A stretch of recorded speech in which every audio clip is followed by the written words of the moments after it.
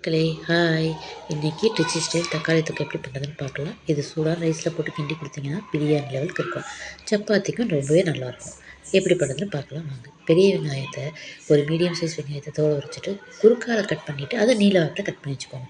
200 gram தக்காளியும் நீல வாக்கில் கட் பண்ணி வச்சுக்கோங்க. 2 பச்சை மிளகாயை கீறி வச்சுக்கோங்க. இடிக்கிறதுக்கு தேவையான பொருட்கள் சோம்பு ஒரு அரை ஸ்பூன் சோம்பு போட்டு ஒரு 2 தடவை நல்லா இடிச்சுக்கோங்க. அதுக்கப்புறம் 15 பல்லு பூண்டை போட்டுட்டு அதையும் கொஞ்சம் இடிச்சுக்கிட்டு அதுக்கப்புறம் இஞ்சி இருக்குது இல்லையா, 2 இன்ச்சுக்கு குறுக்கால வெட்டி போட்டு இது எல்லாத்தையும் 3ஐயும் சேர்த்து நல்லா இடித்து வச்சுக்கோங்க. கடாயை சூடாக்கி 2 ஸ்பூன் எண்ணெய் விட்டுக்கோங்க.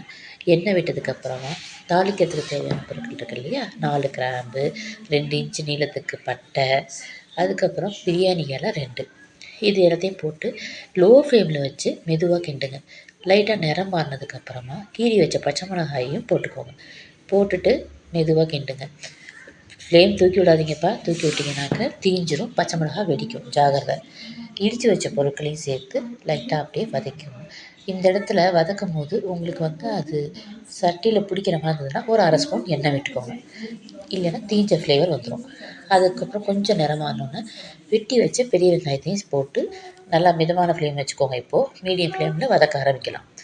நல்லா வதக்கி கொஞ்சம் நிறம் மாறி வரும்போது ஒரு அரை ஸ்பூன் எண்ணெய் விட்டுக்கோங்க. ஏன்னா சட்டியில் அப்பப்போ லைட்டாக பிடிக்க வாய்ப்பு இருக்குது, செக் பண்ணிக்கோங்க. இந்த வெங்காயம் வதங்கிறதுக்கு ஒரு டீஸ்பூன் உப்பு, தூள் உப்பு போட்டுக்கோங்க. வதக்கிட்டு கொஞ்சம் நிறமானதுக்கப்புறமா அரிஞ்சு வச்ச தக்காளியும் போட்டுக்கோங்க. போட்டுட்டு புதினா ஒரு 10 இலை போடுறோம். உங்களுக்கு மசாலா ஃப்ளேவர் பிடிக்குன்னா இன்னொரு 10 இலை கூட நீங்கள் போட்டுக்கலாம், நல்லாயிருக்கும். மெதுவாக அப்படியே வதக்கி விட்டுக்கோங்க. தக்காளி கொஞ்சம் மசிஞ்சு வர மாதிரி இருக்கும். அப்போ ஒரு அரை ஸ்பூன் மஞ்சத்தூள் போட்டுக்கோங்க.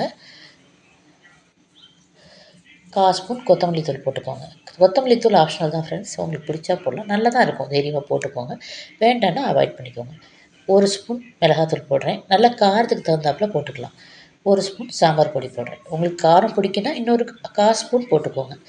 இந்த மிளகாத்தூள் நல்லாவே காரமும் வரும், நிறமும் வரும், அதனால் நான் அதை மட்டும் போட்டு தக்காளியை மசித்து கிண்டி விட்டுக்கோங்க. இந்த இடத்துல கல்லுப்பு போட்டுக்கோங்க டேஸ்ட்டுக்கு. போட்டுட்டு தக்காளியோடு சேர்த்து அப்படியே மசித்து பண்ணிங்கனாலே போதும். போட்டுட்டு பெருங்காயம் ஒரு 2 டீஸ்பூன், தூள் பெருங்காயங்கிறதுனால போட்டுக்கோங்க. நீங்கள் பெருங்காய கல்லாக சேர்க்குறதா இருந்தால் ஃபஸ்ட்டே சேர்த்துக்கோங்க. நான் தூள் பெருங்காயம் சேர்க்கறதுனால இந்த இடத்துல சேர்த்துக்கிறேன். இதை அப்படியே மசித்து பண்ணிக்கிட்டே வந்தீங்கன்னா கொஞ்சம் நேரத்துக்கு அப்புறம் சைட்லலாம் எண்ணெய் பிரிஞ்சு தொக்கு ரெடி ஆகிடும். இதை சூடான சாதத்தில் போட்டு அப்பளம் பப்படம் வச்சு வத்தல் வச்சு நீங்கள் கொடுக்கலாம், ரொம்பவே அருமையாக இருக்கும். லஞ்ச் பாக்ஸுக்கு ஈஸியான ரெசிபி இது. செஞ்சு ஃப்ரிட்ஜில் வச்சுட்டு நீங்கள் மறுநாள் கூட யூஸ் பண்ணலாம். ரொம்ப டேஸ்ட் நல்லாயிருக்கும். தேங்க்யூ.